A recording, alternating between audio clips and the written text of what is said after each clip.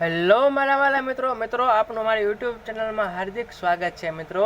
આજે આપણે અભ્યાસ કરવાના છે એમકોમ સેમેસ્ટર 1 એકાઉન્ટ 1 અને તેમાં આપણે મિત્રો સંચાલકીય મહેનતાણા નામના ચેપ્ટરનો દાખલા નંબર 9 ની ગણતરી કરવાના છે।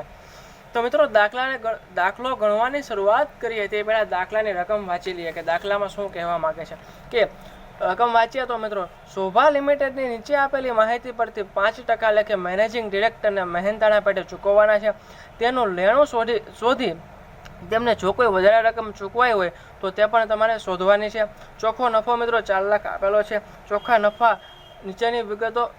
નફો નીચેની બાબતોને ધ્યાનમાં લઈને ગણેલ છે। તો પેલું ઘસારો, પ્રાથમિક ખર્ચા, કરવેરાની જોગવાઈ, ત્યારબાદ મિત્રો ડાયરેક્ટરની ફી, બોનસ, કાયમી મિલકતોના વેચાણ પર નફો, ઘાલખાત અનામતની જોગવાઈ, વૈજ્ઞાનિક સંશોધન ખર્ચ, મેનેજિંગ ડિરેક્ટરને ચૂકેલ મહેનતાણું।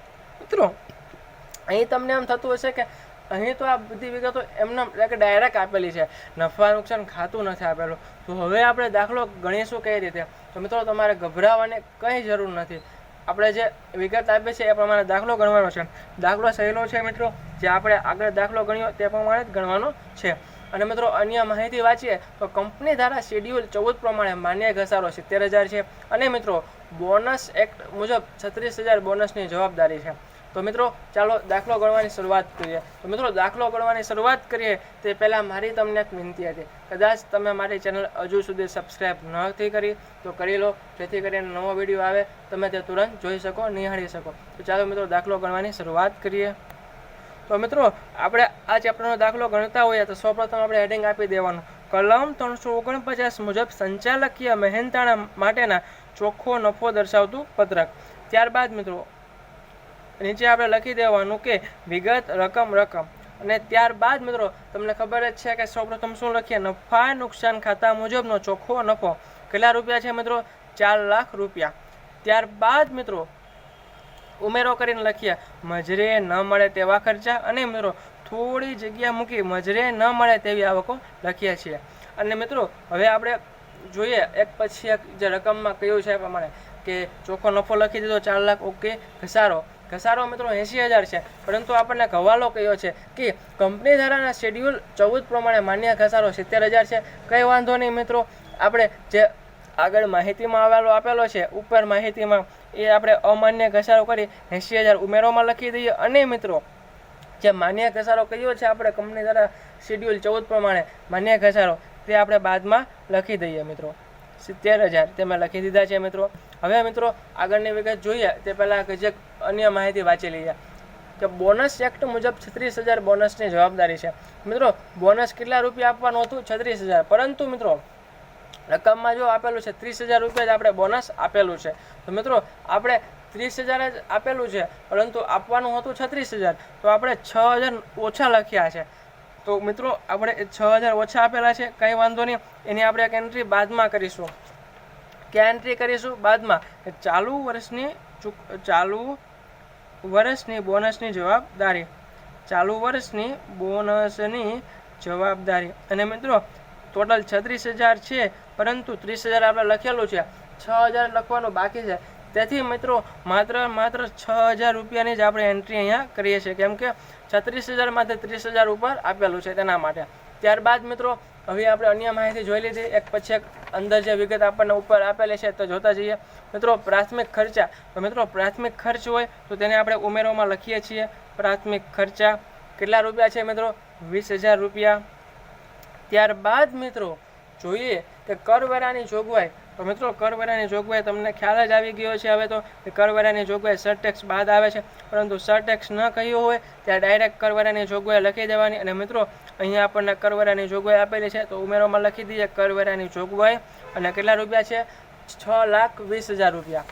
ત્યારબાદ મિત્રો ઘાલખાત, એક મિનિટ હો, ત્યારબાદ મિત્રો ડાયરેક્ટરની ફી એ ના આવે, બોનસવાળી વિગત જોઈ લીધી મિત્રો।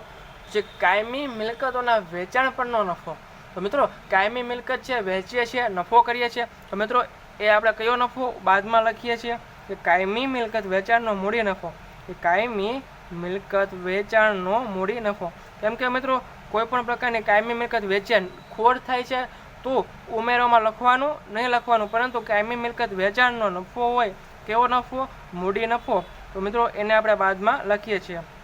તો મિત્રો અહીં આપણે પહેલાં ખાલી નફો આપેલો છે, પરંતુ આપણે મૂડી નફો મેળવવો પડશે.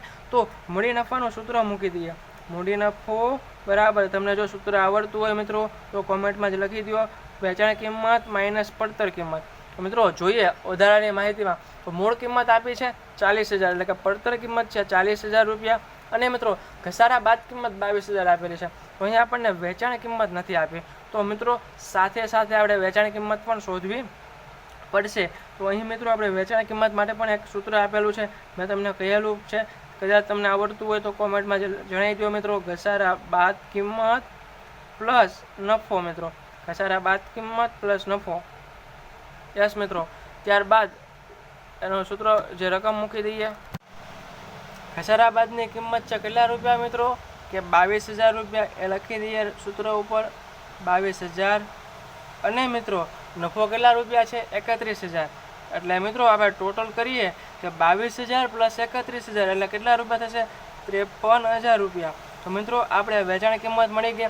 હવે મિત્રો તેને આપણે અહીં સૂત્રમાં મૂકી દઈએ કે મૂડી નફો બરાબર વેચાણ કિંમત માઇનસ પડતર કિંમત.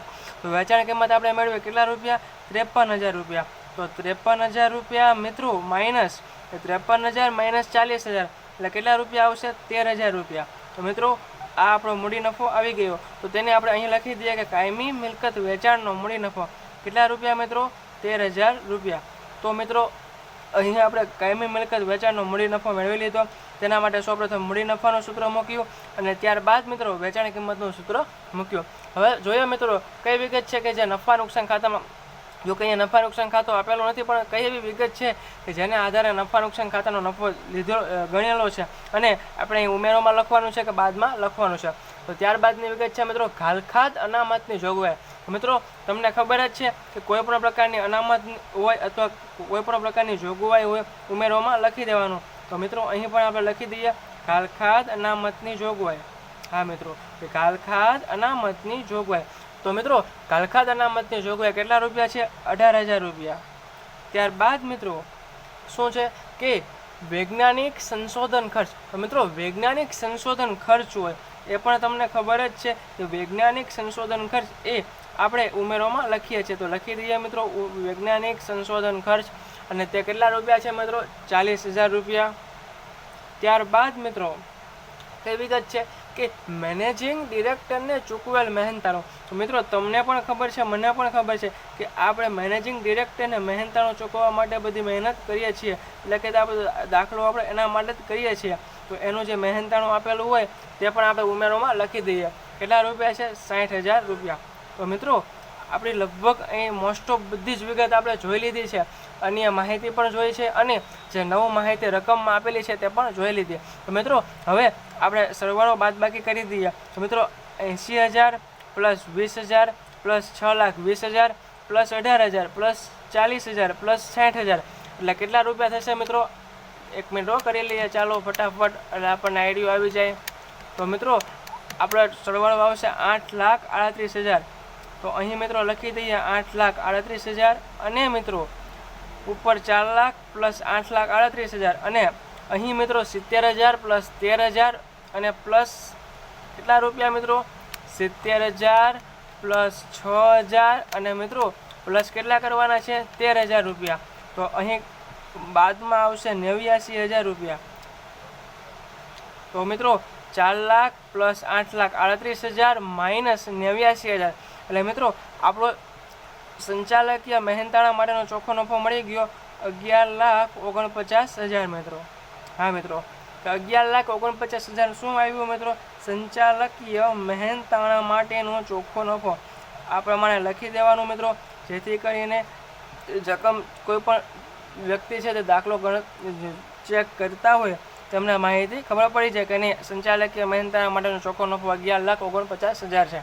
હવે મિત્રો આ દાખલામાં આપણે મેળવવાનું શું કહ્યું છે કે શોભા લિમિટેડ નીચે આપેલી માહિતી પરથી 5% લેખે મેનેજિંગ ડિરેક્ટરને મહેનતાણા પેટે ચૂકવવાના છે અને તેના લેણો શોધી કાઢો અને વધારે રકમ ચૂકવાઈ હોય તો તે પણ જણાવવાનું છે. તો મિત્રો સૌપ્રથમ આપણે મેનેજિંગ ડિરેક્ટરને 5% લેખે રકમ ચૂકવીએ. મેનેજિંગ ડિરેક્ટરને મહેનતાણું, મેનેજિંગ ડિરેક્ટરને મહેનતાણું કેટલા ટકા મિત્રો, 5% લેખે આપણે આપવાનું છે. તો મિત્રો 11,49,000 ગુણ્યા 5%. તો મિત્રો કેલ્શિયમમાં કરી જોઈએ 11,49,000 ગુણ્યા 5% એટલે 57,450 રૂપિયા. મિત્રો આ આપણે ખરેખર એમને ચૂકવવું જોઈતું હતું, પરંતુ આપણે ચૂકવ્યું છે કેટલું? તો આપણે જો હમણાં વિગત લખીએ, અહીંયા લખી છે જો મેનેજિંગ ડિરેક્ટરને ચૂકવેલ મહેનતાણું કેટલા 60,000. ખરેખર મિત્રો ચૂકવવું જોઈતું હતું 57,450, પરંતુ આપણે ચૂકવ્યું 60,000 રૂપિયા. તો કંઈ વાંધો નથી મિત્રો, આપણે એ શોધવાનું છે. તો લખી દઈએ કે મેનેજિંગ ડિરેક્ટરને